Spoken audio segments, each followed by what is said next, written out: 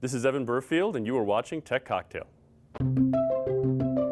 Tech Cocktail Conversations, candid insights from startup founders, entrepreneurs, and thought leaders from around the globe.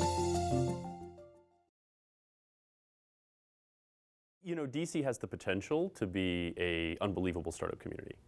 But I don't know that it's one of the elite ones yet. And I think recognizing that and recognizing the opportunities and the challenges in front of us is a key part of growing the DC ecosystem.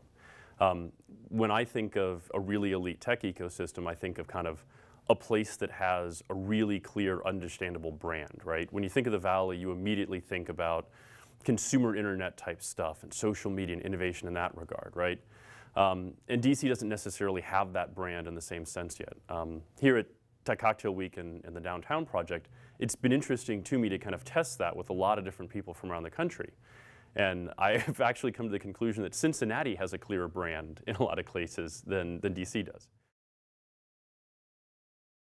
The place that you come to tackle the really big problems. I mean, DC has incredible assets that are not fully being utilized yet.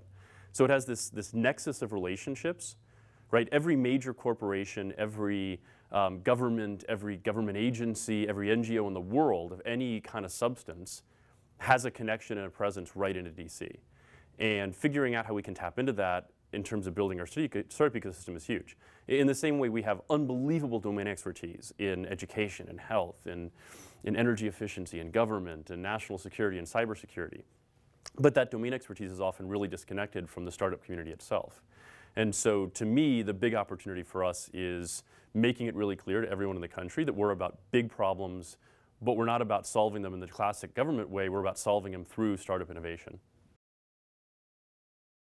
I think DC is just reflecting what's going on across the country right now, which is, you know, when I first got started, I founded my first company in 1996. And the very first check that was written was a single angel investor writing a check for $1 million. And then our first major venture round was $7 million, right? That would be kind of insane nowadays for a software company, right? Your first angel check's probably gonna be like 50 or 75,000 from your family and friends. And then you're gonna do a seed A, a seed B, a seed C, seed D, whatever, until you really have figured your model out. You've got it all tweaked, you understand how you're going to make money, how you scale, and then maybe you do an institutional A, or you get acquired before you ever get there. And that change, right, the shift from institutional investors to the seed funds, the accelerators, the super angels, the angels is really important. I think it's great for us in DC though, because we have 5 of the 7 wealthiest counties in the country. We have tremendous personal net worth in DC. So in terms of like the raw assets that we have to work with, if the game is turning from one of you need to have the major global venture firms in your backyard to you need to have tremendous personal wealth in your backyard, we play very well on that landscape. The trends to me in 2013 that are fascinating is about taking all those little annoying, frustrating parts of our lives and fixing them. So you look at some of the startups in 2012 that started to really break out. You take like an ag local, right?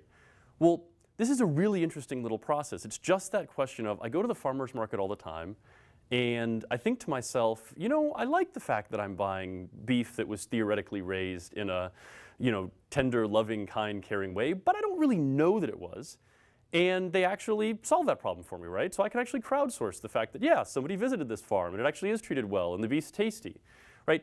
That's a business process that until you had all these incredible preconditions, right? You had the cloud, you had mobile, you had the social networks, you had all these pieces in place you could never tackle. And I think you're going to be seeing so much more of that in 2013. And I think you're going to be seeing a lot of it in these areas like education and health, where our food supply comes from, transportation, right? Like my transportation life, somebody who lives in downtown DC has become so wildly better in like the last few years, but there's still so many ways in which there's these little tiny personal business processes that make it inconvenient. And I think you're going to see a lot of startups tackling all those little parts of my life and making it better.